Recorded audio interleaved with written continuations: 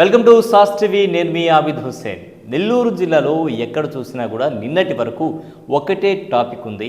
ఎవరు ఎంపీ అభ్యర్థి వైసీపీ తరఫున పోటీ చేస్తారు అనేటువంటి టాపిక్. ఎందుకంటే విపిఆర్ వైసీపీ నుంచి తప్పుకున్న తర్వాత ఎవరు ఆ స్థానాన్ని భర్తీ చేస్తారు, ఎవరు ఎంపీగా పోటీ చేసేటువంటి అవకాశం ఉంది అనేటువంటి హాట్ టాపిక్గా మారింది. ప్రధానంగా తీసుకుంటే నెల్లూరు ఎమ్మెల్యే అభ్యర్థిగా ఖలీల్ అహ్మద్ను అనిల్ కుమార్ యాదవ్ తరఫున బరిలోకి దించిన తర్వాత నెల్లూరులో ఒక వ్యాక్యూమ్ అయితే ఏర్పడింది వైసీపీలో. ఏంటంటే ఎంపీ అభ్యర్థి విపిఆర్ తప్పుకుంటే ఆ ప్లేస్ని ఎవరు భర్తీ చేస్తారు అనేటువంటి వ్యాక్యూమ్ అయితే ఏర్పడిందని చెప్పొచ్చు. ఆ ప్లేస్లో వెంటనే విజయసాయిరెడ్డి రంగప్రవేశం చేయడం, ఆ ప్లేస్ని వరుసకి తనకు అల్లుడైనటువంటి అరబిందో ఫార్మాకు చెందిన పెనక శరత్ చంద్రారెడ్డి నెల్లూరు నుంచి పోటీ చేసేటువంటి అవకాశం ఉంది అనేటువంటి మాట అయితే వినిపిస్తోంది.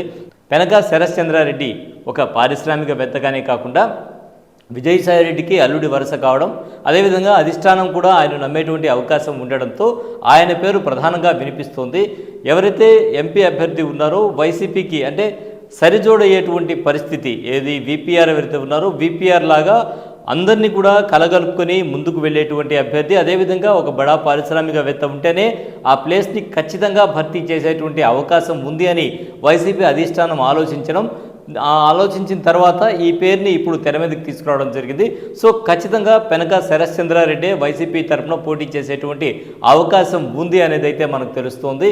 మరి రానున్న ఎన్నికలు ఏ విధంగా ఉంటాయి? ఇప్పటికే నెల్లూరు జిల్లాలో హాట్ వాతావరణం అయితే రాజకీయంగా వేడి వాతావరణం అయితే ఏర్పడిందని చెప్పచ్చు. ఎందుకంటే మొత్తంగా రాజకీయంగా ఎక్కడ చూసినా కూడా ఇదే చర్చ సాగుతోంది. ఎమ్మెల్యే అభ్యర్థి ఎవరు, ఎంపీ అభ్యర్థి ఎవరు, ఇద్దరి మధ్య పోటీ ఏ విధంగా ఉంటుంది, విపిఆర్ తప్పుకుంటే ఎవరు వస్తారు, విపిఆర్ ఒకవేళ తెలుగుదేశం పార్టీకి వెళ్తే ఆయనకు సరితూగేటువంటి అభ్యర్థి ఎవరు వైసీపీలో ఉంటారు, ఇదే ఎక్కడ చూసినా కూడా టాపిక్గా ఉంది. సో ఆల్మోస్ట్ ఈ టాపిక్కి తెరదించుతూ ఇప్పుడు శరత్ చంద్రారెడ్డి పేరు అయితే కొత్తగా తెర మీదకి వచ్చిందని చెప్పొచ్చు. సో మొత్తానికి విపిఆర్ ఒకవేళ తెలుగుదేశం పార్టీ నుంచి పోటీ చేస్తే మాత్రం ఖచ్చితంగా ఆయనకు సరితూగేటువంటి వ్యక్తి ఎవరైతే ఉన్నారో ఆయన శరత్ చంద్రారెడ్డి అని వైసీపీ భావిస్తోంది. సో అందరినీ కలగలుపుకొని ముందుకు వెళ్ళేటువంటి ధీటైన నాయకుడిగా కూడా ఆయన పేరును సజెస్ట్ చేసినట్టు మనకు తెలుస్తోంది. సో ఈసారి అయితే వైసీపీ నుంచి దాదాపుగా శరత్ చంద్రారెడ్డి పోటీ చేసే అవకాశం అయితే కన్ఫామ్గా మనకు కనిపిస్తోంది.